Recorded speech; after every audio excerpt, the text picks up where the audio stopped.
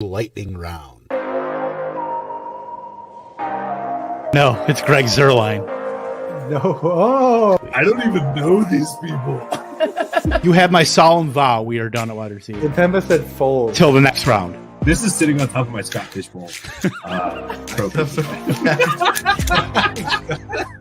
I have a cup for Cooper Cup, I guess. Yeah.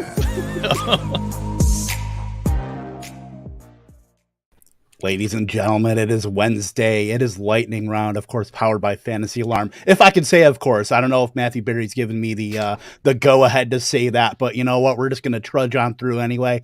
Of course, Kevin Tompkins, Britt Flinn, Mr. Andrew Cooper. I don't want to, I don't want to sully your name, your good name here in these live stream streets here.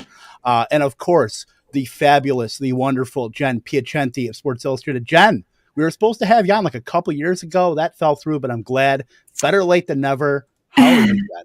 I am doing great. I have to say, from your intro, the most fantastic part was the mini stages of Brit. I liked her costumes. I feel like she had like fur in one. Like, say she has a ball cap. Like, you're getting like a fantastic fashionista on your Wednesday show. You guys are like, you could be outclassed. I'm just saying. I don't know.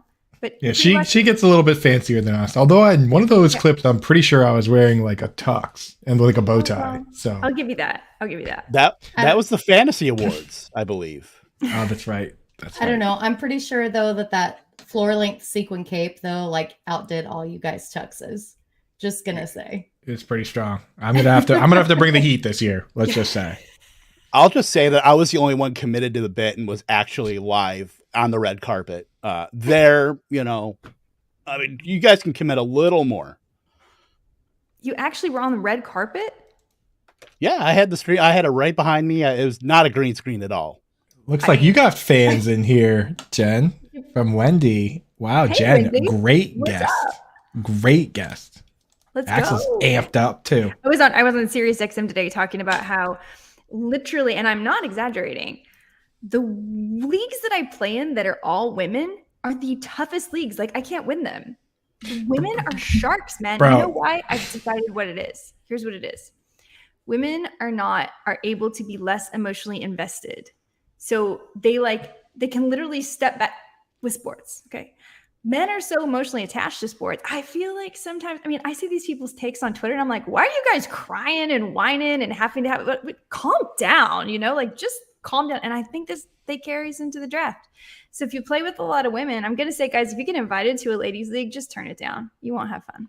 My sister has won in the span of the same year. She won our football league and then recently our hockey league. So she's a shark. She just puts she might be on the clock. So I need to check our league. Like you said, she puts her ego aside. You know what I mean? So, yes. I'm still the best at this, like probably that there has ever been, but I will recognize that there's space for women in this sport. So humility is Andrew's costume. Always, as I've been known for my humility on this show. Oh, so of course. And if I ever get invited to a ladies league, I'll make sure to get that wig a la Ladybugs and just run the table. I hope I'm not the only one who's seen Ladybugs. I'm just saying that. Luke, you're supposed to be on our team, dude. What the heck? We want you to play with us. It's more fun. It's more fun if we have co-ed leagues, right? That's the best way to do it. That's right. You got to butt heads. We need that, just that battle. But let's get into the football here. Let's go ahead and do that football. We're talking some values at ADP, Valuetown, if you will. It is a series that I was doing, writing for Fighting Chance Fantasy and Ball Blast. But you know what? Let's bring that right over to lightning round here. The best ADP values on Underdog Fantasy. Jen, of course, ladies first. Who just give us one of your values and let's do that football. Also, one more thing. How does it feel to be back on the Fantasy Alarm airwaves yet again? Oh, it always, guys, this is home. Come on. Fantasy Alarm.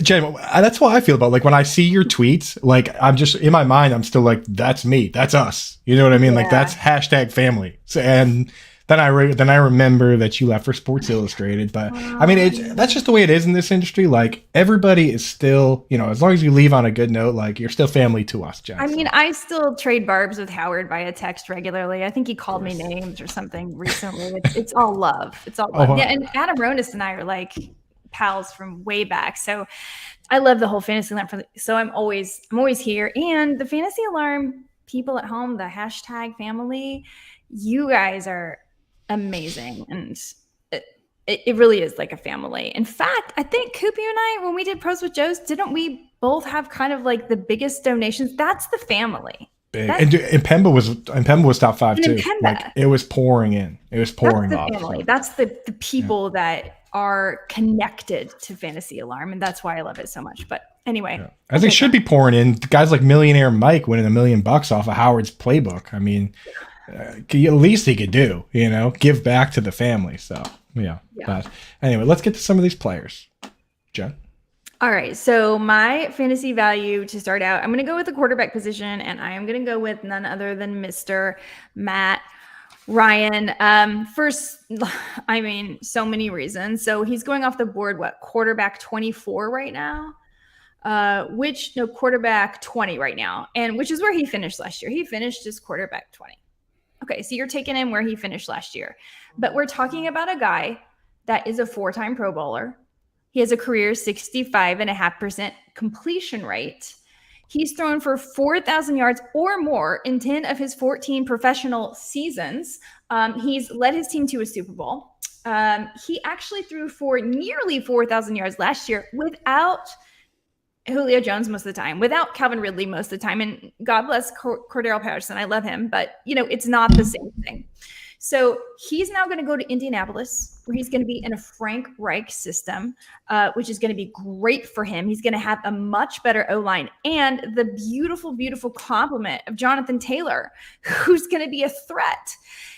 Then talk about, you're putting him down right here in the AFC South. So he's going to be playing the Titans, the Jaguars, and the Texans, who are, I believe, 8th, 9th, and 10th in half-point PPR leagues as far as passing points allowed. So this all adds up to me to be a screaming value.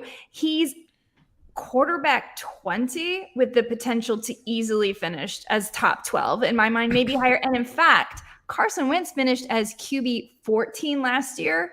You think Matt Ryan can't do at least that if Carson Wentz could? Because his numbers were not as good as Matt Ryan's. So I love it. I love Matt Ryan. There's no way I'm passing him up into Superflex. And even in some leagues, if I'm really stacking everything up early with other players, I might even be willing to roll it with him as my QB1. Boom. Well, and that's the thing about Matt Ryan too. Like his offensive line last season was just absolutely atrocious. And Matt Ryan was still number 2 in deep ball accuracy rating. He was number 2 in deep ball catchable pass rate. He was number 3 under pressure. And now he goes to the Colts, who is a major upgrade in this offensive line.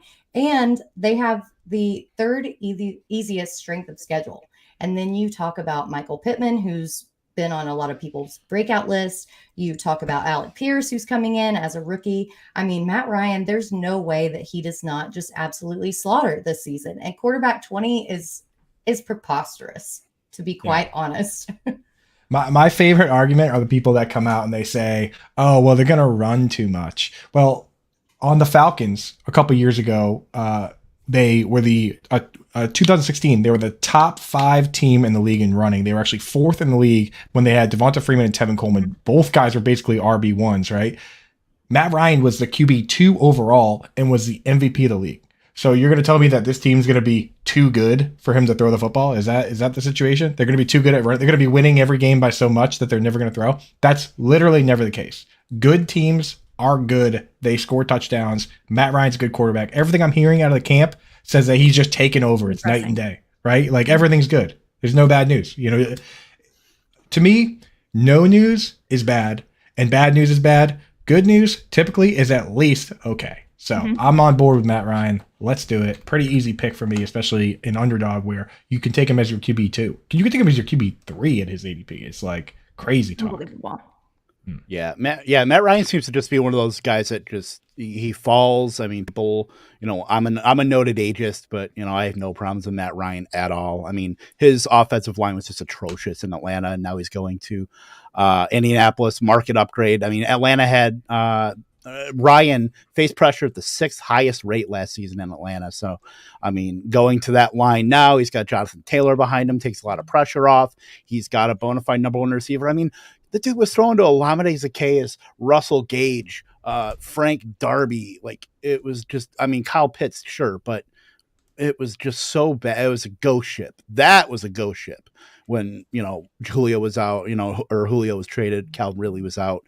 It was not good. So, Matt Ryan at ADP. I mean, they're going to be scoring a lot of touchdowns. It might be a little bit of a slower pace in Indianapolis, just based on how they do want to run their offense. But, Matt Ryan is somebody that can win with efficiency. And, he had 20 touchdowns. I believe it was his either lowest or second lowest of his career in a full season, but second lowest. So I could totally see him in a best case scenario getting up to back up to 30, 28 to 30. Britt, what about you? One of your best values here on Underdog. So I'm going to go with Derek Carr. And as I researched this, I honestly, one of my very best friends and one of the first home leagues that I've been in is a super Raiders fan. And I had to text him because I was like, man, I'm coming up with way too many nice things to say about Derek Carr. But it's true. So he finished as QB 13 last year with only 15.94 points per game. But then you look at the personnel that he had, right? Waller was hurt and only played 11 games, including against Dallas, where he left in the first quarter.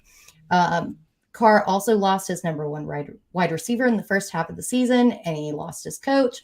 The Raiders this year are a different team. They, the O-line has kind of been iffy, but they drafted Dylan Parham to improve that. And Carr was actually a lot better in certain situations than people like to admit. He had 4,800 passing yards, which was number 5 in the league. He was number 5 in air yards, number 7 in yards per attempt, and he was number 2 in accuracy rating. The kicker for me, though, is that he was number 1 in play action completion percent. You look at their new head coach in Josh McDaniels. Josh McDaniels absolutely crushed using play action in New England. I mean, you could never tell that it was a play action. Every play action play that he called looked identical to a run play, and no defense was ever able to figure that out. So now you've got that in your play caller, and you bring on Devontae Adams, who's the best receiver in football, arguably, if not fantasy. And Carr isn't going to be forced into pressure dropbacks. Like, he's going to run that play action. He's going to run that. He's got weapons. I mean, I think Derek Carr could be like a quarterback 9-ish this year. And it's kind of crazy for me to say that because I'm not a fan of the Raiders, but every card is working in his favor here. Yeah, and I've actually kind of been, I was on this Derek Carr train last year before he actually had one of his better years, because I did the same thing, the same exercise. I went and I looked and I was like, God, this guy actually like completes a lot of his passes at a really high rate. For 2020, 67.3% completion rate, which is better than Kyler Murray, which is better than, Justin Herbert, better than Patrick Mahomes, the guy we all love to love or hate if you're a man. Brett. Yeah. Also, yards per attempt, like he's up there and he's really good. And just quite simply, it doesn't have to be more complicated than the fact that they got the guy Devontae Adams. Like, they got the guy Devontae Adams. How much more can you do? We already saw him be awesome with Hunter Renfrow. We saw that even if they get down, he can come back. He can rally. I mean, they had some incredible come from behind wins last year. It's just not more complicated. So you got Waller, you got Renfrow, you've got Devontae Adams. It's just, how are you not loving Derek Carr that way? So I actually have gone in to multiple drafts with a draft plan of just taking Derek Carr. That's it. I'm just going to build with Devontae Adams, get anybody I can in between, and then take Derek Carr. I have 2 or 3 drafts I've built that way on purpose. I mean, Jen, based on ADP, you could literally wait until every team takes a quarterback and then take Derek Carr and Matt Ryan.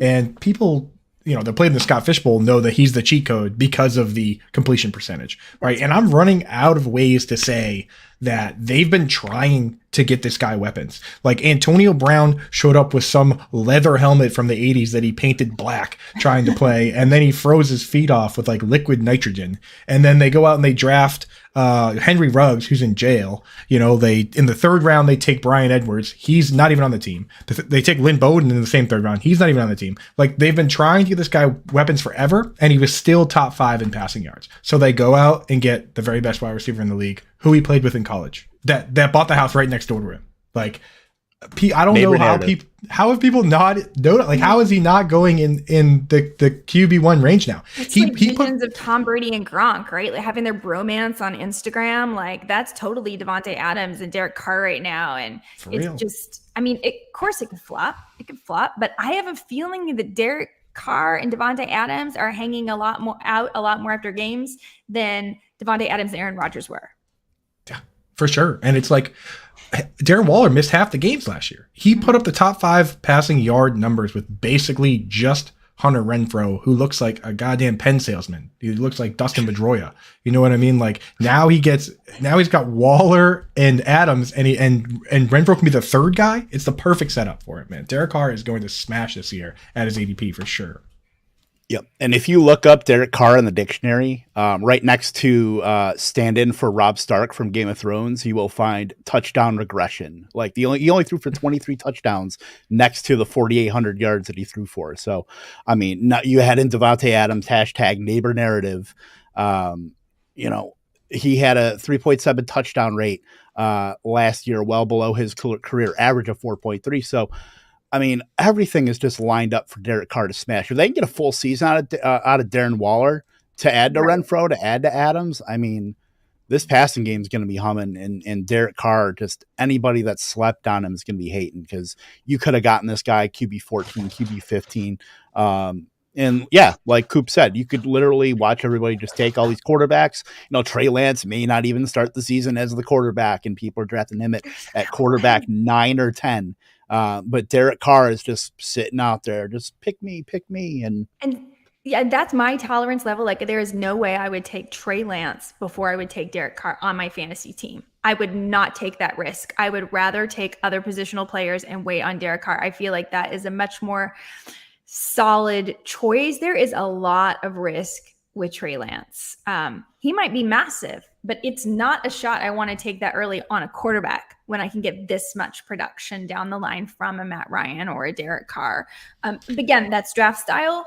But if I look at this, like you said, this is going to be Valuetown. I'm like, oh, good, because I love shopping and I love a sale. And I love to look at this and like these guys are on sale. They're like fire sale. So I'm definitely in on both Derek Carr and Matt Ryan at their ADPs. That's how I like to build. It's just bad where I say that my most done stack of 2 quarterbacks is Trey Lance and Derek Carr playing the week 17. Yeah, you get the upside, you get the safety. I think it's solid pairing. The ceiling. Correlation. We are singing after all. So let me jump over to wide receiver, because we just did 2 quarterbacks. So I got a guy here, Adam Thielen, and I actually went to go write an article about Adam Thielen. And then I realized that nothing has changed from the article I wrote last year. So I'm probably just going to retweet that, because he's still a top 2 target on the team. Right? He's still getting a super high consolidation of targets. Before he got hurt last year, he was wide receiver 7.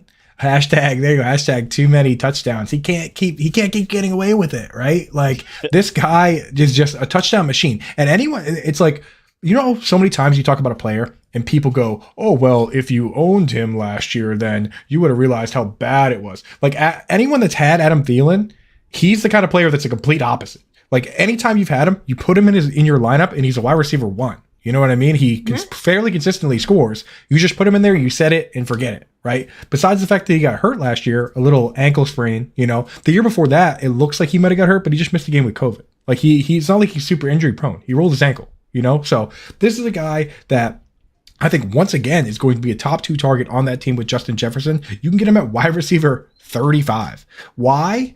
I know it's been beaten to death, but why 10 wide receivers, not picks, wide receivers earlier are we taking Gabriel Davis, hoping and praying that he can be the touchdown scoring second target on his team when Adam Thielen is sitting right there literally multiple rounds later? It boggles my mind. If you like Gabriel Davis, then you must love Adam Thielen at his ADP. So Adam Thielen, for me, lock it in again. It'll probably score double-digit touchdowns again.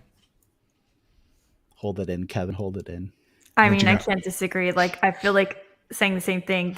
I feel like this is like deja vu because we had this same conversation last year on every podcast, on every whatever. And Adam Thielen probably is just that good. We should just accept it. It's okay. It's okay. Well, the thing with me about Adam Thielen, like, it's not even the total touchdowns. Like, he was 11th in fantasy points per target. He was 7th in total touchdowns. But the thing for me that like really seals the deal with Adam Thielen is that he was 25th in expected fantasy points per game, but he ended in 14th. Like, this guy produces. I don't care like about the too many touchdown narrative. Like, he's wide receiver 2 on a very good team and a very competitive team who's going to force feed him targets, and he's good at what he does as a wide receiver. So he's going to produce regardless of the touchdowns. The touchdowns are kind of just a bonus. The whole touchdown thing. He's the perfect red zone target. Look at, he's huge. The whole touchdown thing is blowing my mind too, because this guy had in the first 11 games before he hurt his ankle, he had 90 targets in 11 games. You know what I mean? It's like, who cares about the touchdowns, man? If he doesn't have the touchdowns, he's still going to be awesome. And if he has the touchdowns, he's people like last year, once again, wide receiver 7 through those 11 games. And people were just like, he can't. Well, the touchdowns. The touchdowns don't matter. If he's wide receiver 35 in ADP, he could have 0 touchdowns and still be wide receiver like 24 based on 110 targets or 120 targets, whatever it is. So I don't want to hear about the touchdowns. I don't want to hear about it ever again. And those were the people that were still starting Rondale Moore in like week 11 over Adam Thielen. Right. Just praying and hoping. ADOT. Right, and his 25% routes percentage. Shout out to Sellers for spending 300 in fab in week 2 on our co-managed team on Rondale Moore. Man, we still fight about Sellers is that dude though, man. Like, Sellers is the hype machine, is he not? Like, he's all for a good hype beast. Like, he's on Gabe Davis. He's on Amon-Ra St. Brown. Women. Jen, if you don't know, that's my husband. Yeah. And so we co-manage a team, and we still fight about it. I think to that's this beautiful. day. That's what a great relationship is built on. That's right. Fantasy football, man. Loop, I'm not taking down this show for 40 minutes over Gabriel Davis, so I promise we will talk about him. But I Loop don't know. is such a troll, dude. Throw him out of the chat. Get him, mods. Get him out. Mods. I think it's like what? It's us. We are mods. We need. We don't. I was talking to you, Kev. Oh well, I'm on the hunt for an intern. If anybody is interested, hit me up in my email. No, the only knock on Adam Thielen is just his yards per route run is starting to decline a little bit. But we were talking about he's getting the touchdowns. He's going to get the touch. He's been top 25 in red zone targets for the last 5 seasons. So unless the entire Minnesota Vikings offense just completely tanks, Adam Thielen will still be # too many touchdowns. There you go. And I guess I better talk about one of my players. And we'll stay in the wide receiver range here. We'll talk about, someone in Coop's neighborhood, Jacoby Myers, who is one of the guys that I drafted the most in his draft range, which is wide receiver 63. You mean to tell me that a guy with a 23% target share last season who has very little competition around him is going to be going in the same areas like David Bell and George Pickens and guys like that? Like, that's just absolutely absurd to me that a guy like Jacoby Myers is just sitting out there. I mean, I think he has a correction coming up. If we're really betting on the Patriots offense, McDaniels is gone. Belichick might be taking over the play calling there, but I mean, Devontae Parker's not scaring me as far as any sort of number one wide receiver threat. I mean, Tyquan Thornton's not doing that either. He's always going to, whenever the Patriots are going to be passing the ball, he was top 6 in routes run per drop back, 92%. I mean, there's just no way that a guy like Jacoby Myers with those kind of stats, touchdown regression. Hopefully he can catch a couple more touchdowns this season. But I mean, you caught a couple last season too. But I mean, if he just gets some touchdown regression to go with just his raw, receptions and gets above 1,000 yards, I mean, you're looking at a guy that has potential for 90, 1,005 touchdowns at wide receiver 63 is just absurd. So as far as where he's being drafted, I think you're right. You can't would you say pick 160? Well, he's wide receiver 63 right now in Underdog. Wide receiver 63. That feels like a no loss. You have nothing to lose there. I just have trouble drafting any Patriots players, period. Because like Kendrick Bourne also had about the same amount of receiving yards.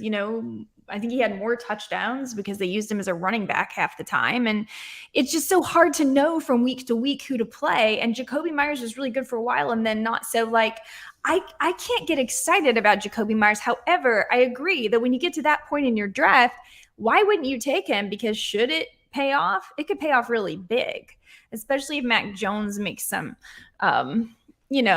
advances in his second year. I am definitely concerned. I want your feedback about this, Coop, about the fact that maybe Belichick is calling plays, or maybe somebody else is, or maybe somebody, and they're all like pointing fingers at everybody else, and they seem to have no plan. I feel like I want to hear them have a plan, but then again, we had a defensive-minded coach calling plays. Like we saw a game where Mac Jones threw for 2 yards last year. 2. And that good for fantasy. And I'm afraid if Bill Belichick is calling plays, these things are going to happen. Yeah, I mean, I think the playbook, Matt Patricia is just going to pull that pencil out of his ear and just draw up the plays just on the fly. Just every game, just kind of like old school in the dirt style, This worked for Detroit. Yeah.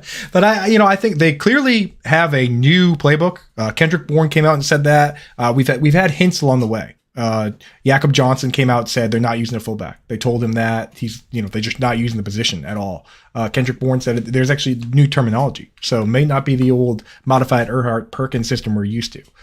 Now, with both what Kev and Jen said, to me, I agree with both of those, and I'm not really grabbing Jacoby Myers in my typical leagues where I'm starting 2 or 3 wide receivers, and it's that type of league, right? But here we're kind of leaning into Underdog and best ball format, right? And since we're talking Underdog, we're talking go and use promo code ALARM when you get set up.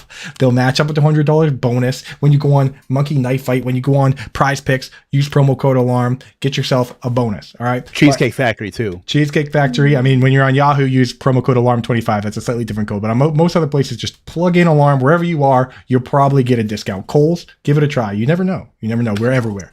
So anyway, when you're on, I'd say like Underdog, people keep saying to me that you need these spike weeks, but when I look at the teams that win, it's a balance of upside and floor, right? So if you spent your whole draft so far shooting for the moon, going for crazy picks, why not take a safe floor guy like Jacoby Myers that will make sure you don't get those zeros? Because especially in these big tournaments, if you have 1 week where you get a 0 in your lineup, you're dust, you're toast. You need to win your league to go to the playoffs, and then every single week you need to be perfect to go to the next round. Right. So you need those floor guys during the regular season to get you there. And guys like Jacoby Myers at their ADP, that's how you balance it. If I've gone safe guys along the way, like, the Adam Thielens and the DJ Moores, then I don't want Jacoby Myers. Then I want to take stabs later. But if I've taken my upside stabs early, then I'll mix with Jacoby Myers. And so there's definitely a place for this guy. And I think his ADP is right. I love the ADP. I love the pick at the ADP. Right. That's exactly what it is. That's why it's Valuetown. Right. Mm-hmm. #Valuetown. #Valuetown.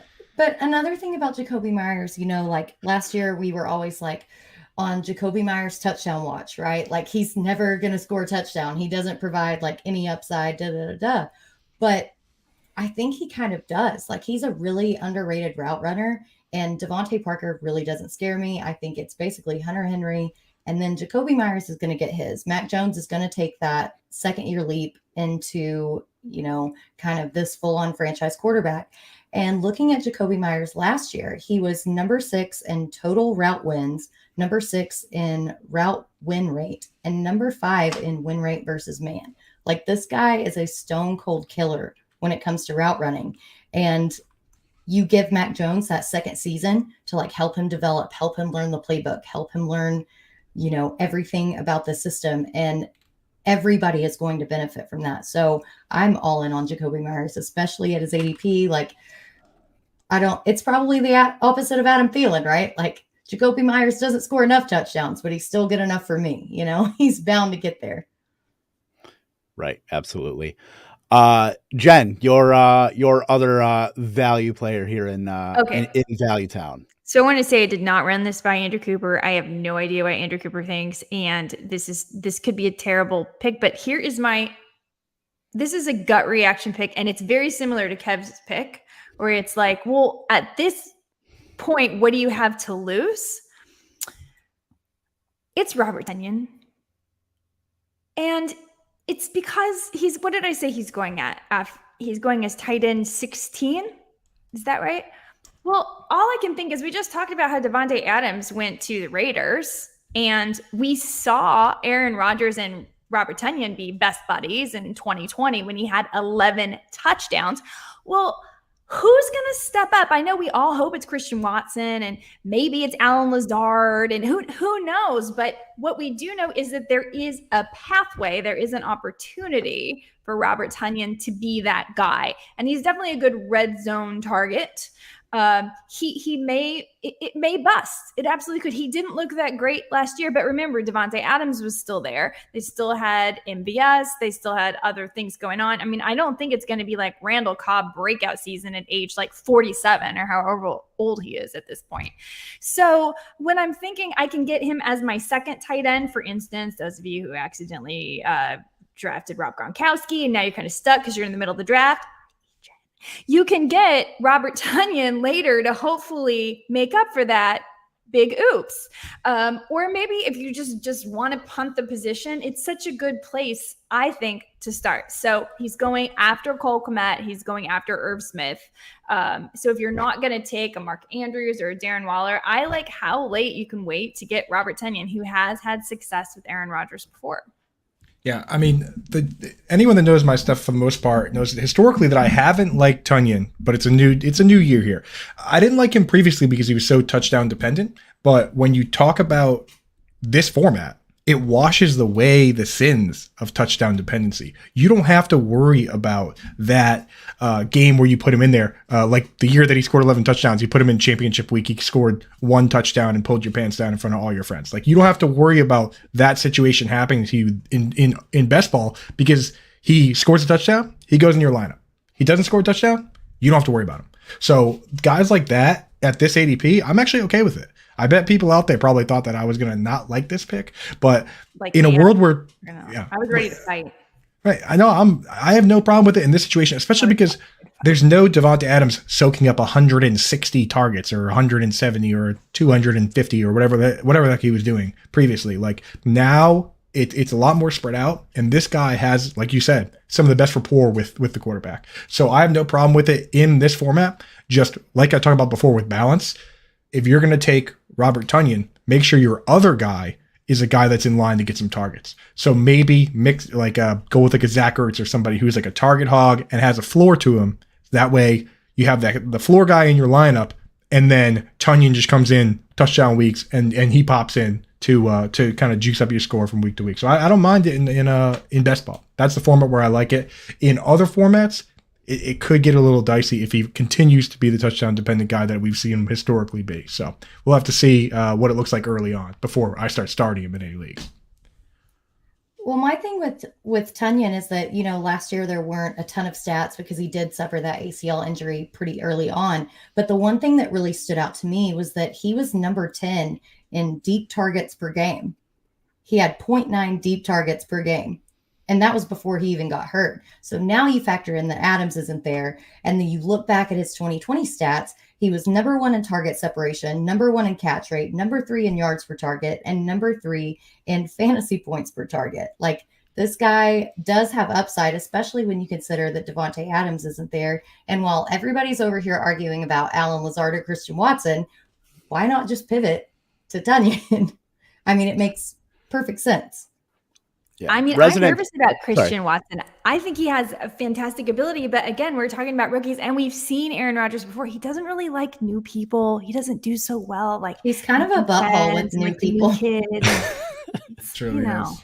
I mean, I don't like when situations change on players I don't like. Like I would love to just crush Robert Tonyan like usual, but when things change, you have to change your stance. You know what I mean? So it's like we got to respect the new situation. New things have come to light, right, Kev?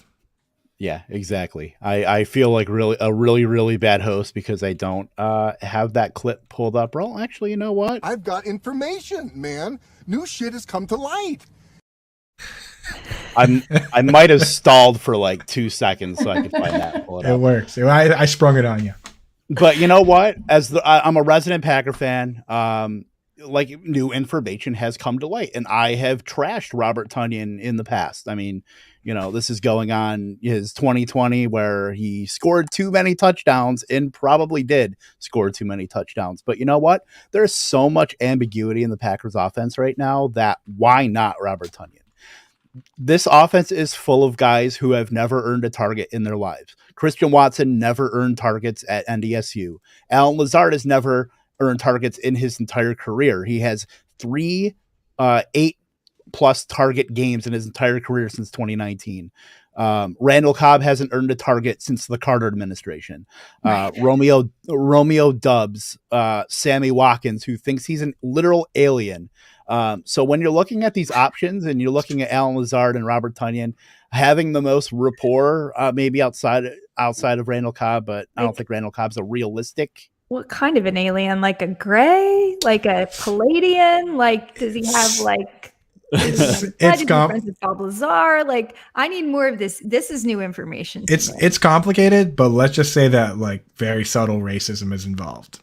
Like he follows these guys and like subscribes to this like cult called like Mentellect. I know we don't have a whole time to get into it. This is for another show, but like they basically think that like my understanding from their website is that they think that African-American people are aliens and some sort of superior beings to everyone else. So, him and Aaron Rodgers are going to get along very well. They're going to get along. Their expanded views on the universe. It's the clubhouse, the locker room, whatever you call it in the football sport.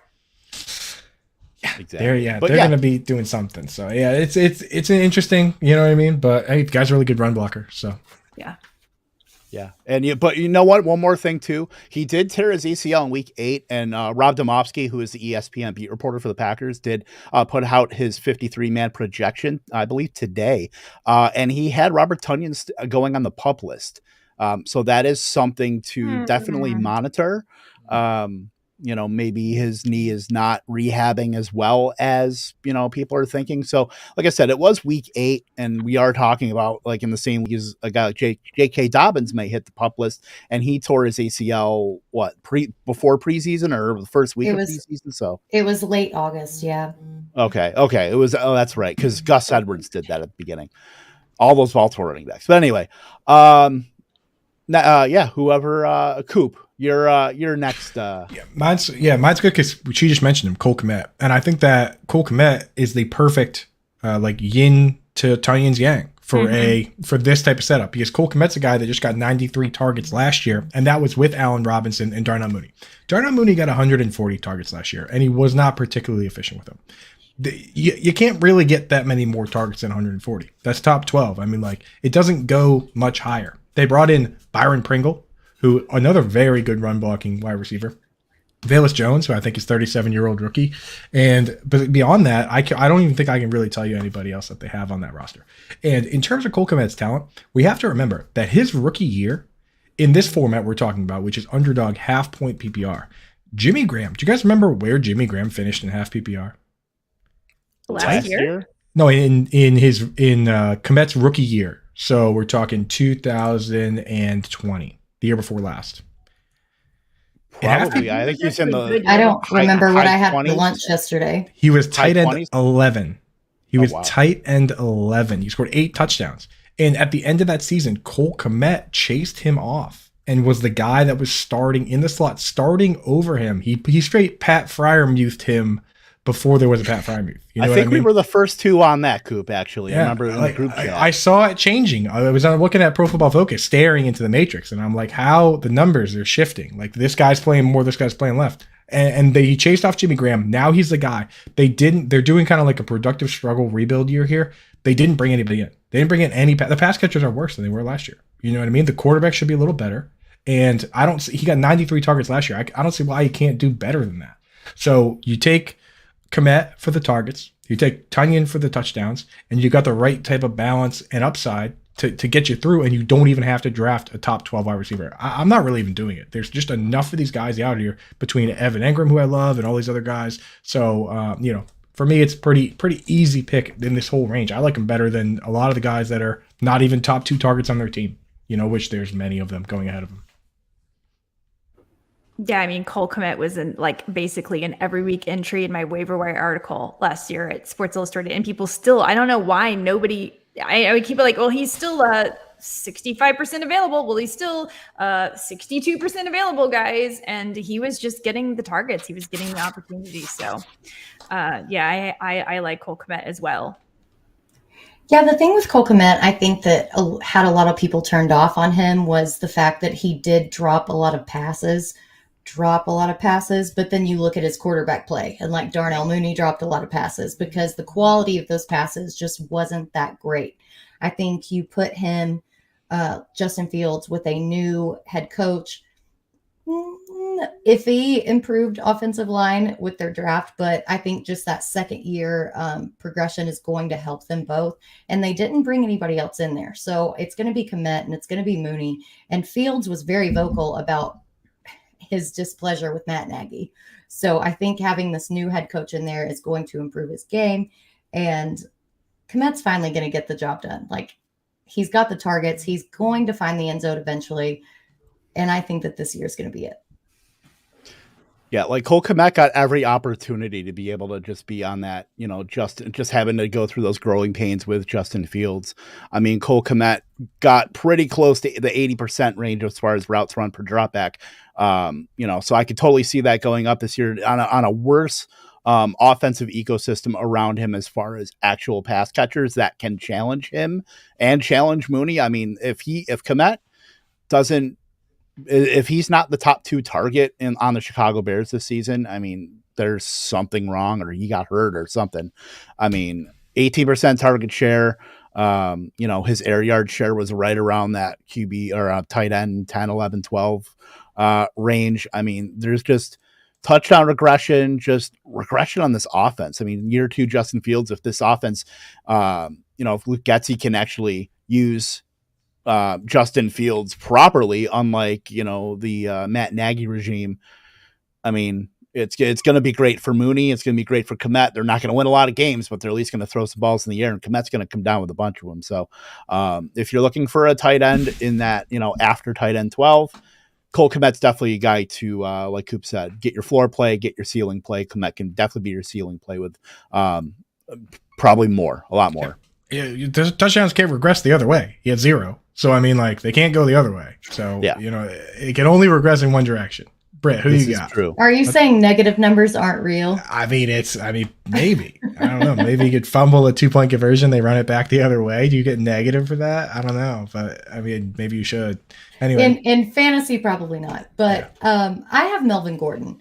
So, we all know that Melvin Gordon is the number 2 behind Javonte Williams, and everybody wants Javonte Williams to be like this bell cow back. But I just don't think that that's going to happen. And Melvin Gordon being drafted as running back 36 is absolutely crazy to me. So he finished 2021 as running back 21, but was 11th in rushing yards with almost 1,000. He had 919. He was 8th in total touchdowns, and he was 7th in evaded tackles. I think that the presence of Russell Wilson should only benefit the run game, because last season you had Teddy Bridgewater and Drew Lock. And so everybody was just stacking the box the entire time because they were expecting them to run or throw very inaccurate passes. So I actually think having a better quarterback is going to help this run game.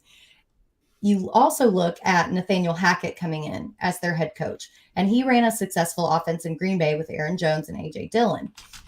even if Melvin Gordon's production drops a little, he's still a low end running back 2, high end flex, and you're getting him in the 9th round or later. Like, he's going to have a definite role in this offense, and I just can't fathom why he's being drafted so late. I mean, Melgo's not dead, y'all. It's extraordinary. And I like Javonte Williams too, but people have so much helium on that pick that could really bite them, because like break it down in half point PPR, Javonte Williams had 183.4, Melvin Gordon had 181.2. Okay. So sure, maybe it will be more 70-30, but probably not. My understanding is Russell Wilson and Melvin Gordon are pals and they like working together. And there's just no reason to change what's a winning configuration. As you mentioned with Aaron Jones and AJ Dillon, the same thing. And guess what? Aaron Jones, the veteran, was the one that got the slightly larger share of that a lot of times. I'm not saying Melvin Gordon and Aaron Jones are exactly the same player, but it is a screaming value. It is a screaming value where you can get Melvin Gordon right now. So yeah, I'm 100% on Melvin Gordon. By the way, Aaron Jones, I think, is also a value kind of falling to the 2nd round right now. Yeah, for sure. I mean, we're running up against it time-wise. So, I mean, I wrote an entire article on this topic. So Google my name and these guys' names, and then all the info is right there. And one thing I will just add is that Javonte Williams came out and said, it's going to be like it is last year. And then Melvin Gordon came out and said, I'm the starting running back. So I don't know. I thought these guys would just be like, yeah, we'll just share the load. But Melvin Gordon's like, nah, I'm a star. So kind of interesting dichotomy there. I mean, he is the veteran. So sometimes that's the way it goes. They're paying him to be, right? They're paying. And sometimes when you're like, people forget that this is a workplace at times, you know what I mean? And sometimes when you have a guy like Melvin Gordon, who had, over the last 6 years has the 3rd most yards of any player behind only Zeke and Kamara, like that guy is like a legend to you. And when you're a 23-year-old dude, maybe sometimes you are like, all right, you know what? He gets the first pass because he's a veteran. It's just sometimes that there's a pecking order to these things, so it'll be interesting to see if they decide to just split it. I don't see why they wouldn't use 2 capable backs if they have 2 capable backs. I mean, in fantasy, we look at it the other way. We're like, they have these 2 guys that can both do the job. Why wouldn't they just use one? It's like, that's not how the real world works. So I don't know, Kev, what do you think? Right. Well, the days of one running back just running the show in an offense, those days are dead. I mean, they died. They're going to die with Derrick Henry. They're going to die with, Najee Harris is like the outlier. I mean, that's what it used to be with guys like Priest Holmes, with guys like Sean Alexander, LaDainian Tomlinson. And now, that's just not what happens in today's NFL. All I'm going to say is hashtag shower narrative with Russell Wilson and Melvin Gordon at Wisconsin. So there is definitely something to that. Hey, I want to add something real quick. Mr. Showtime in the chat just made an amazing point. And this is true right now in Underdog at this very moment. If you're in a draft that you think anybody in it is even remotely sharp, you cannot sit there and wait for Melvin Gordon to come up at his ADP. He's being consistently drafted above his ADP, and it keeps creeping up. So if you want Melvin Gordon, you need to look at the board and say, I'm taking him here. Because if you just wait till you can't even, there's no draft I've seen where his name just actually makes it to the top. You got to take him early. So good point by Mr. Showtime. You have to start taking him early now, and his ADP will creep up. So come August, we'll decide if this is a good pick. But right now it is in Underdog. There's no question. I've get him a million times where he's the best guy on the board by far with 8 names ahead of him. Yep, I fully agree. And you can kind of lump Jarvis Landry into that mix too, who I think is just right now criminally underpriced. My last guy, as far as a screaming value, he's going at wide receiver 45 right now. It's Kadarius Toney. I'm just going to list some names out real quick. Cooper Kupp, Devontae Adams, A.J. Brown, Antonio Brown. Kadarius Toney is in with that crowd as wide receivers who finish with a 29% target per route run rate and 2.2 yards per route run. Like when he played that game against Dallas that he played showed the ceiling and the kind of ability that Kadarius Toney has. And now Brian Dable is coming in. Hopefully they can run a little bit more of a modern offense than the ghost of Jason Garrett and Freddie Kitchens ran in New York last season. So I'm fully in on Kadarius Toney, at least just buying the talent. Right now they're trotting out Kenny Galladay. They have Daniel Bellinger is the odds-on favorite to start at tight end for this team. I mean, I'm buying the talent on Kadarius Toney, especially at that price. I think Yeah. I think the talent is phenomenal, and for the value, I am taking shots on Kadarius Toney as well. The only concern being that they were talking about trading him before the season, and I wonder if he's an issue in the clubhouse. So that's my only thing with Kadarius Toney, because as far as talent, I don't think there's a question. Like, I think he's the best player on that team for Daniel Jones or whomever. So I agree. So just with the caveat that I have some concerns that he may be a little bit like Antonio Brown, who you mentioned. You think maybe a little bit? This guy, I think he is a lot of it crazy, dude. He called himself a Corvette or whatever it was. I mean, he showed up to practice like without shoes. Like, this dude is clearly crazy, Jen. So it's definitely a concern. I'm there with you. I think the other concern is Daniel Jones has more turnovers than touchdowns over the last 2 seasons. But on the flip side of that, like, you look at Kenny Golladay, for instance, who I also like Kenny Golladay at his ADP with Kadarius Toney, right? We know that Galladay's been good with Matt Stafford. We saw how bad he was with Daniel Jones. We have seen glimpses of Daniel Jones play well. So if Daniel Jones can get it together with a new coach and a new offense, it's not just Kenny Golladay that's going to play better. The rising tide lifts all boats. And we've seen Kadarius Toney put guys like Stephon Diggs on skates out there. So if Daniel Jones can step up, every one of these guys can be values from Saquon all the way down, because they're all, I mean, like, the ADPs are ridiculous for these guys. It's like, they're not even on the board.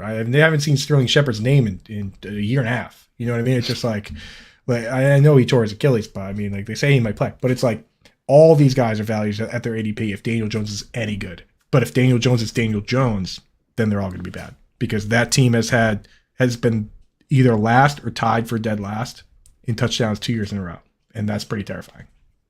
Well, I think it's good for them that they did go out and get Brian Daboll, who, basically turned the Bills around. But I'm definitely with Jen on the fact that I think Kadarius Toney might be a little cuckoo. And then they went out and drafted Wan'Dale Robinson, and they basically utilized Toney in the slot. And now, from what I heard from the OTAs, was that they were using Robinson in the slot. So that might just be something to monitor. They might be going with a little bit more of the sure thing rather than the wild card. But I'm not denying Toney's talent at all. Absolutely, especially at that ADP. I think just the talent there. It's a solid bet to make, especially how you your roster construction definitely matters. We know, Jen, you got to get out of here. Again, we do thank you so much for hopping on. Like I said, it was 2 years in the making, but finally Corral Jen got you in. Thank you so much, Jen. Thank you guys for having me. It was a blast. Do you think it's a coincidence that the moment the show is powered by Fantasy Alarm, all of a sudden Jen is just like drawn in, and she's just like, she actually made it over? Yeah, I think that, But no, it's because there's a baseball game going on. You think Jen's like deep in baseball right now. The powers of Fantasy Alarm. Jen, you're so impressive too, in that sense that it's like you could be so deep in baseball and then just take a little time out and just spit some knowledge for everybody about football. So you're super cool. You're a cool girl, Jen. That's all. Thanks. That's all I gotta say.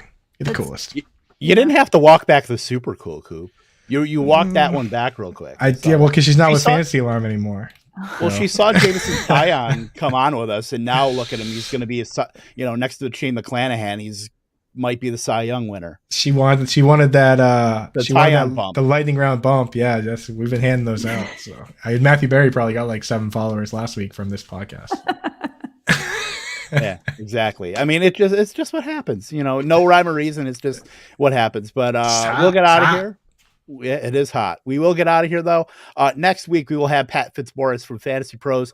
We're going into redraft, talking about some quarterbacks, quarterback fantasy preview. So stay tuned for that.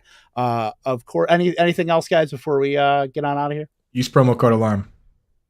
Go Hawks. That is true. Coop, you also have something to say at the end here. For Britt Flinn, for Jen Piacenti, I am Kevin Tompkins and Andrew Cooper. Toodles.